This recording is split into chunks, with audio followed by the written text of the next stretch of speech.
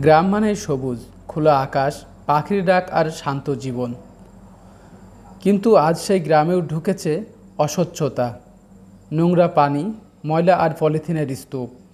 অনেক বাড়ির বাথরুম বা রান্নাঘরের পানি সরাসরি রাস্তায় ফেলে দেওয়া হচ্ছে। ফলে রাস্তা সবসময় ভিজে থাকে, দুর্গন্ধ ছড়ায় আর বৃষ্টির সময় তৈরি হয় জলাবদ্ধতা। রাস্তার পাশে ফেলে রাখা হয় গবাদি পশুর মল, কেউ আবার বালু, কাঠ বা ইট স্তূপ করে রাখে। ফলে চলাচলে যেমন কষ্ট, তেমনি রাস্তাও দ্রুত নষ্ট হয়ে যায়। এর সঙ্গে যোগ হয়েছে পলিথিন ও প্লাস্টিক দূষণ। গ্রামের বাজার, দোকান বা বাড়ির পাশে যত্রতত্র ফেলা হচ্ছে পলিথিন ব্যাগ, বোতল, যা শত বছরেও নষ্ট হয় না। এই পলিথিন মাটির উর্বরতা নষ্ট করে, ড্রেন বন্ধ করে দেয় আর বৃষ্টির পানি জমিয়ে রাখে। অনেকে এগুলো আগুনে পুড়িয়ে ফেলেন, যা থেকে বের হয় বিষাক্ত ধোঁয়া। ফলে ফুসফুসের রোগ, ত্বকের সমস্যা, এমনকি ক্যান্সারের আশঙ্কা তৈরি হয়। অবহেলায় ছড়িয়ে থাকা এসব ময়লা ও নোংরা পানি শুধু রাস্তা নয়, নষ্ট করছে আমাদের গ্রামীণ জীবনের ভারসাম্য।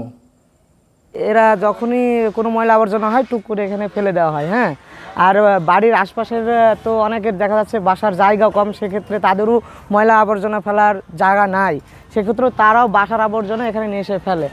তাছাড়া হ্যাঁ, এটাও তো সুন্দরভাবে আপনার একটা জায়গা করে বাউন্ডারি করে করা যেত, তাই না? হ্যাঁ, সেক্ষেত্রে উদ্যোগী হতে হবে। আমাদের সুশীল সমাজে যারা আছে তারা যদি উদ্যোগ নেয় তাহলে ভালো একটা ব্যবস্থাপনায় রাখা যাবে। মালিকানা বিষয় তো, আমরা তাহলে মালিক পক্ষের সাথে কথা বলবো এবং আমাদের যে ইয়াং জেনারেশন, আমাদের কিছু গ্রুপ আছে, তার সব ছেলেপেলের সাথে কথা বলে বিষয়টা নিয়ে আলোচনা করবো আর কি। রাস্তার পাশে কেউ দেয়াল তুলছে, কেউ রাস্তার জমি দখল করছে, ফলে পানি চলাচলের পথ বন্ধ হচ্ছে।